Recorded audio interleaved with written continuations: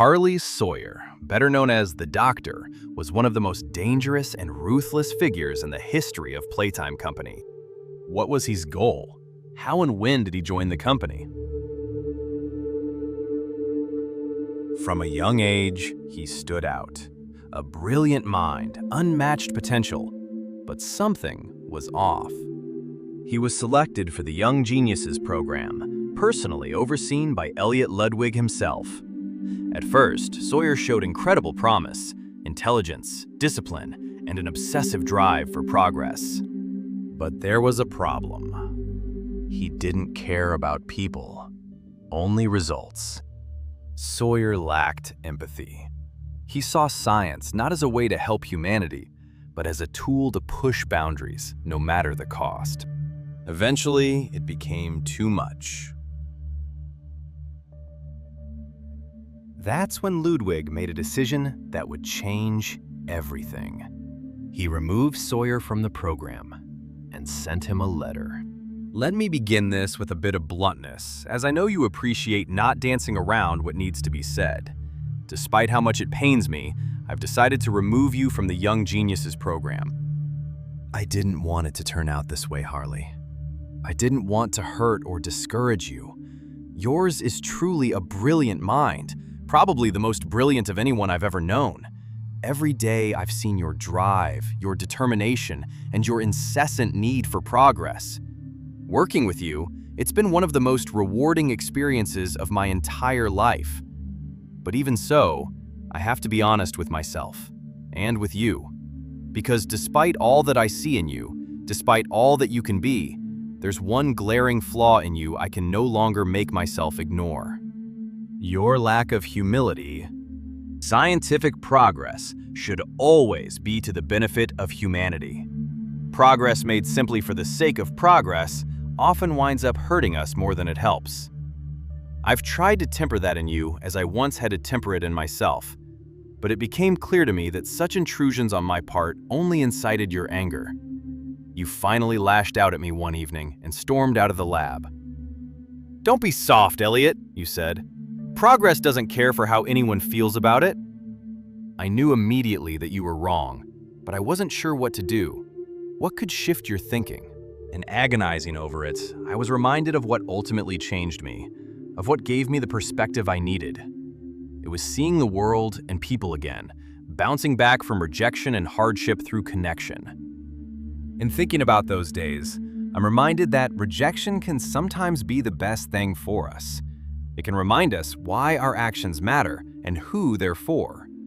Ultimately, I believe it made me a better person, and I have to believe that doing this now will make you better too. So I challenge you to head for home, Harley, and to look at the people around you, to try for a new perspective, to better know why progress matters. One day, I hope you'll understand. Maybe you'll even thank me. But even still, I'm sorry. Your friend, Elliot Ludwig. That moment defined him, not as a lesson, but as a rejection he would never forget. Sawyer didn't change. He only became colder. Years later, he joined Playtime Company as a scientist, quickly rising through the ranks. It didn't take long for him to realize the truth. The company was on the brink of collapse. Failed experiments, leaked information, potential lawsuits that could destroy everything. So once again, he proposed a solution. In 1990, Sawyer introduced what would become one of the darkest projects in the company's history, the Bigger Bodies Initiative. My name is Harley Sawyer. I'm called the Doctor. When I look at this company we've built, I do not feel proud. Declining profits, failed experiments, people are constantly seeing things they shouldn't. How is that anything less than complete failure on our part? It's pathetic. Now we're understaffed, safety protocols are being abandoned, workplace incidents are common. We can't avoid a lawsuit forever. We need to deal with all of these issues at once. I'm here now with a solution. The Bigger Bodies Initiative. Giant toys. We can increase our workforce and simultaneously decrease the number of lawsuits and people on our payroll if the people we have working aren't people. Put me in charge of it, and I will save this company.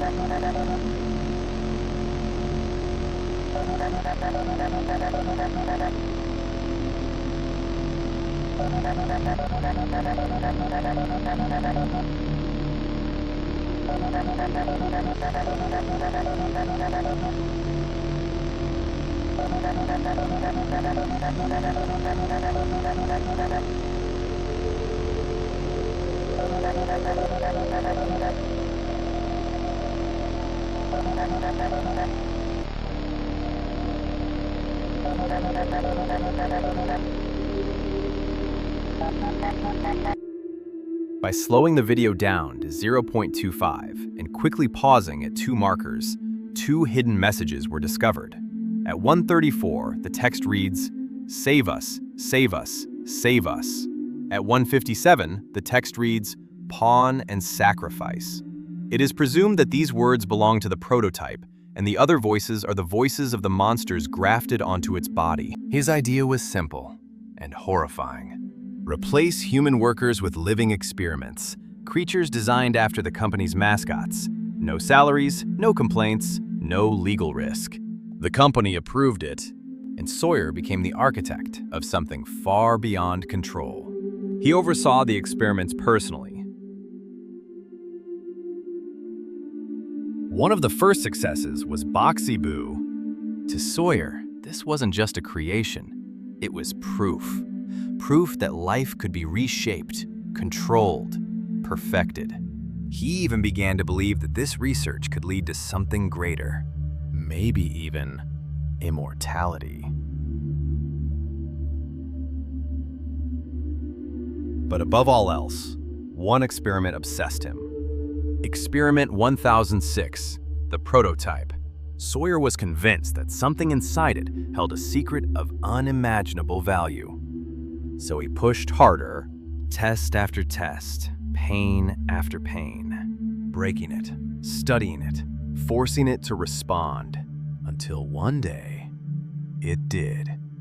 During one recording, the prototype spoke. Ready to talk now, are you? I possess... A question. Go ahead. Do you feel anything? This question referred to what, exactly? It asked a simple question. Do you feel anything? Sawyer didn't understand. To him, there was nothing to feel. Only progress. But that obsession would cost him everything. After too many failures, too many risks, the company turned on him. And the man who turned others into experiments became one himself. Sawyer was transformed into Experiment 1354. His body was gone. His organs were scattered across the factory systems. And his consciousness became part of the machines. Now he watched everything through screens, a single eye, always observing. But even that didn't stop him. In 1995, the factory descended into chaos. The hour of joy. The experiments rebelled. Employees and visitors were slaughtered. Everything fell apart. And Sawyer saw opportunity. He didn't try to stop it. He used it. He seized control of part of the facility, turning it into his own domain. With machines, systems, and loyal creations under his command, he built something resembling a prison. And then, he did the unthinkable.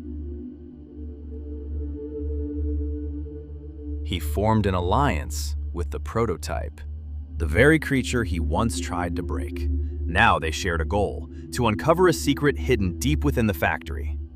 Sawyer continued his work, manipulating, controlling, breaking minds. To him, these creatures weren't alive, they were tools. And he intended to control everything. But in 2005, it all came to an end. He encountered the main character, and for the first time, he lost. As he died, he said only one thing: "You didn't save anyone." But even death wasn't the end.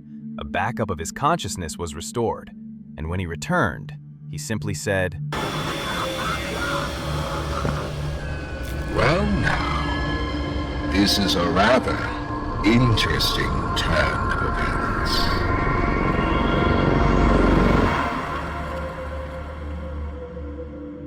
So what do you think about the Doctor and his story? Let me know in the comments. If you enjoyed the video, please show your support by giving it a like and subscribing to the channel. Bye!